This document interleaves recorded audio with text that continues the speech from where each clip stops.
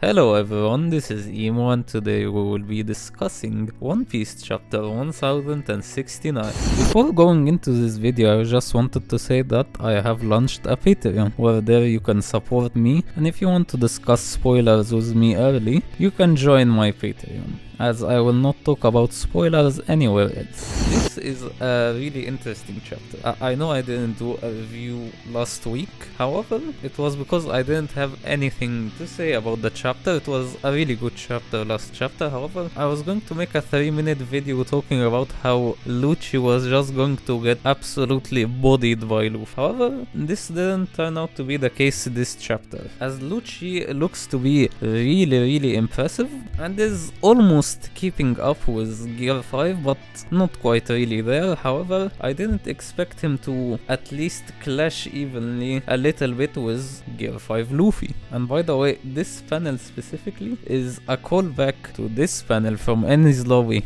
It's literally the same panel, however, this time both of them are awakened. And speaking of the awakening, Rob Lucci's awakening looks awesome in my opinion, looks really cool. However, looking at Rob Lucci's awakening, I get really sad in my opinion, because Oda shouldn't have gave us a Zoan awakening other than Luffy, of course, after Wano.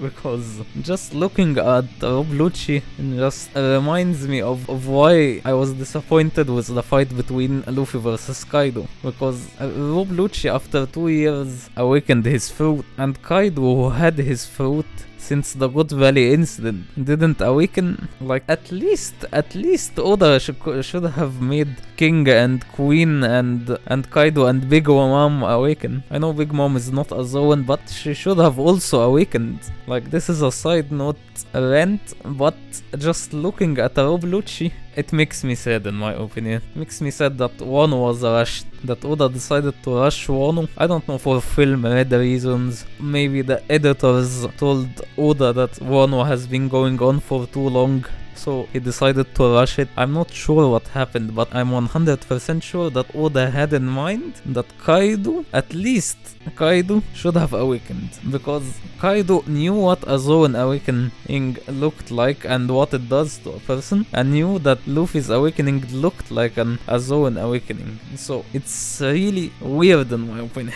that Kaido never awakened. And looking at Rob Lucci, I feel robbed, like, because Kaido had a lot of potential.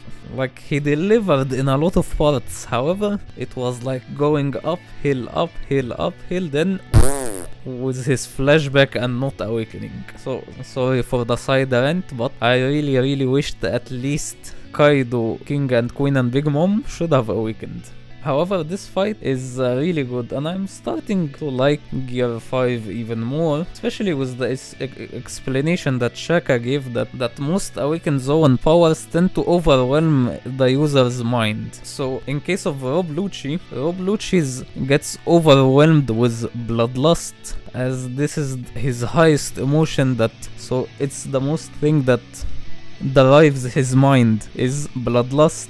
Luffy, on the other hand, is laughter and goofiness. This is what drives his mind. So with this explanation, like, the more I see Gear 5, the more it grows on me. And I think Oda is looking for any excuse to use Gear 5. But Rob Lucci impressed me that he didn't get absolutely shit on in this chapter. However, I expect that he shouldn't keep up with Luffy in the next 2 chapters. And Rob Lucci at most is as strong as Queen, in my opinion. He should never be a Yonko as strong as a Yonko, in my opinion, as it took 2 Cypher Pole Zero agents in order to take down and kill Izo. And in this exchange, one of the Cypher Pole agents died. So I know he is the strongest TP0 member, I think, but still he shouldn't be as strong as a Yonko.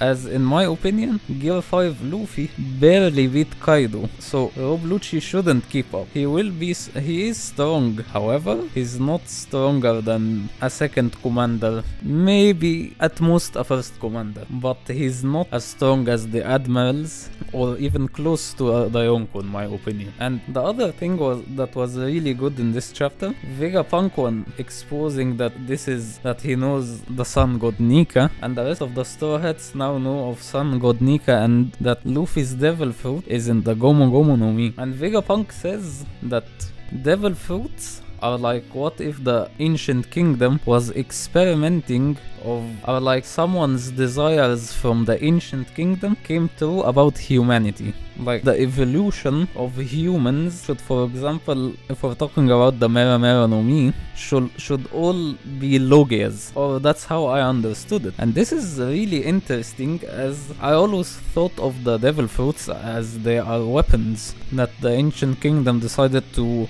build in order to fight the great war that happened in the Void Century that they eventually lost for some reason. However, this gives another take about what devil fruits are, or what devil fruits could be, as in the end Vegapunk says that's my theory at least.